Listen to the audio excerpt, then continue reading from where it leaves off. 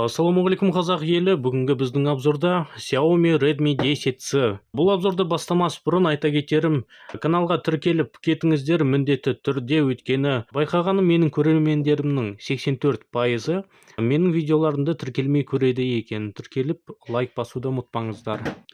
Сонымен мендегі версия 64 гигабайттық версиясы.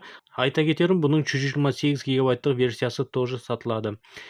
Сонымен коробканы ашып қарайық, ішінде не бар екенін. Коробканың ішінде смартфонның өзі.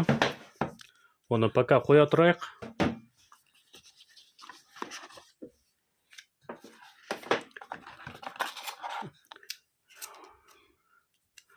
Мынандай зарядкасы, бұл 10 ваттқа, бірақ 18 ваттық зарядканы бұл смартфон қолдайды. Яғни 18 ваттық зарядканы алсаңыз, сатып алсаңыз, Xiaomi компаниясының смартфон тез зарядталатын болады. USB шнуры бар, бұл Type-C. Так, кілті бар. Бұл жолы коробкасының ішінде чехол жоқ екен, кітапшалары ғана. Так, мінеки смартфонның өзі, мендегі версиясы цветі Mint Green деп аталады. Жасыл, бірақ бұл жасылға қатты ұқсамайды. Бұл ақшыл көкке ұқсайды, аспан көкке. Қателеспесем, бұл смартфонның 4 версиясы бар, 4 түрлі цветі бар, түсі. Ол қарасы, серый цветі бар, синий, көк, яғни, және жасыл цветі бар. Экранында пленкасы жабысып тұр, мұнда характеристикалар жазылған. Сразу қарай кетейік. Snapdragon 680 орналасқан, өте жақсы процессор, тем более бұл бағаға. Камерасы 50 мегапиксель, артқы камерасы фотоға жаман емес түсіреді. Экраны айтпақшы, мұнда өте үлкен, алдыда 71 дюйм. Қолға енді ыңғайсыздау, енді қыз бала ұстайтын болса, енді магазинге барып ұстап көргендеріңіз дұрыс болады. Және батарейкасы 5000 мА. Заряды ұзаққа жетеді, спокойно қолдана берсеңіздер болады. Мұнда айтпақшы 18 ватт деп жазылған, бағана айта кеткенмін. Бірақ комплектісінде 10 ваттық зарядка, яғни 18 ватт қаласаңыздар, отдельно бөлек сатып алу керек. Сол кезде смартфон тез зарядталатын болады. Пленкасын алып, экранды қосып көрейік.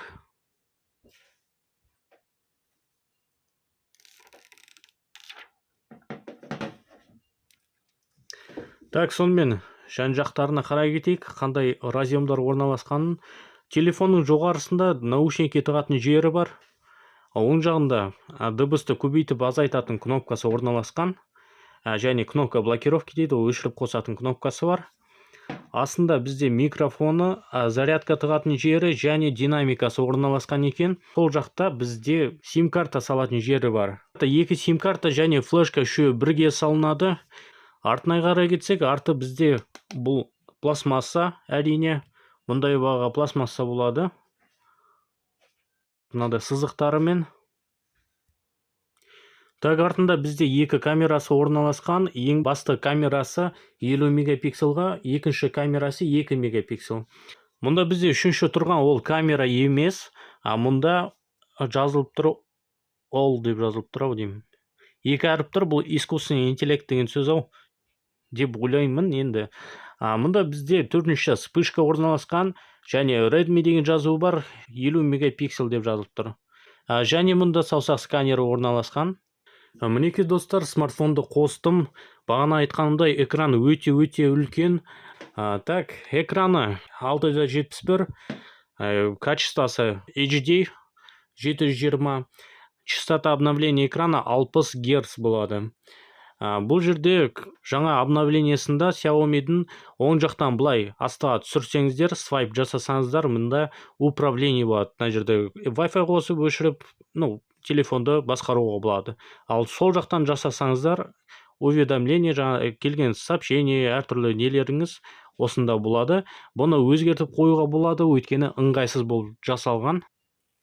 Так, оны өзгерту үшін настройкаға кіреміз. Настройка, управление деген жерге кіреміз. Содан соң стиль центра управления деген бар. Мұнда қараңыздар, бізде мынандай режим тұр. Оң жақтан, оң жақтан астға түсірсек управление болады, сол жақтан түсірсек уведомлениелердің бүкілін көруге болады. Бірақ лично маған өзіме ескі версиясы ұнайды. Ол деген сөз қазір көрсетейін. Іс жүзінде мінекей астаға былай түсірсем, уведомлениеде, управлениеде бүкілі бір жерде орналасқан. Қарай кетейік, мұнда бізде MIUI 13-ші версияға екен. Интернет Wi-Fi-ды қоссақ, мұнда жаңа версиясы пайда болады. Өзінің памяті 64 гигабайт, оперативная памяті 4 гигабайт және 1 гигабайт основная памяттен қосылады.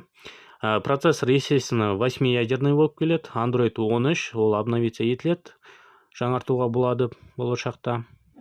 Управлениесі Samsung-тағыдай меню бар, бірақ өзіңіздің қалауыңыз бойынша бұл менюді мүлдем алып тастасаңыздар болады. Содан соң мұнда қарай кетейік, не зат установка қылып тұрғанын. Мұнда бізде сразу әртүрлі ойындар установка жасалынған. Мінекей, әртүрлі программалар керек емес. Не үшін? Өйткені бұл Xiaomi компаниясы осы арқылы қазір ақша тауып жатыр. Әртүрлі ойындар, әртүрлі программалар установка қылып тұр, керек емес. Және интернетке смартфонды қосып, әртүрлі стандартный программаларға кірсеңіздер, мысалға галерея, музыка, Play Market, анау-мынау деген жерлерге кірсеңіздер, әртүрлі рекламалар шығып тұрады. Ол тоже ақша табудың амалы.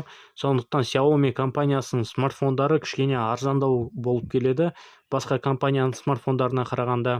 Ал егер сіздер телефонды прошивать ете алатын болсаңыздар, өте жақсы түсінетін болсаңыздар смартфонды, бұл смартфондарды смело ала берсеңіздер болады. Бұл смартфон әрине 5G интернетті қолдамайды, 4G интернет қана, бірақ 5G интернет ол 2-3 жылдан кейін болатын шығар Қазақстанда бүкіл жерінде, бірақ бүкіл жерінде болады дегенге сене қоймаймын, шыны керек.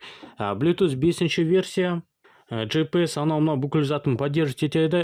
Мінекей достар, осындай смартфон екен, жаман емес, өз бағасына бұл телефонның ұнаған жері ол ең бірінші процессоры, мықты процессор бұл бағаға.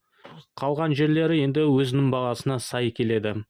Ұнамаған жері енді ол ойындар, программалар установка жасалынып тұр, керек емес. Әртүрлі рекламалар шығып тұрады. Қолданушыға қолдану барысында кедергісін тигізеді. Жалпы айтарым осы, келе жатқан жаңа жылдарыңызбен каналға міндетті түрде тіркеліп, лайк басуды ұмытпаңыздар. Ал жақсы, сау болыңыздар.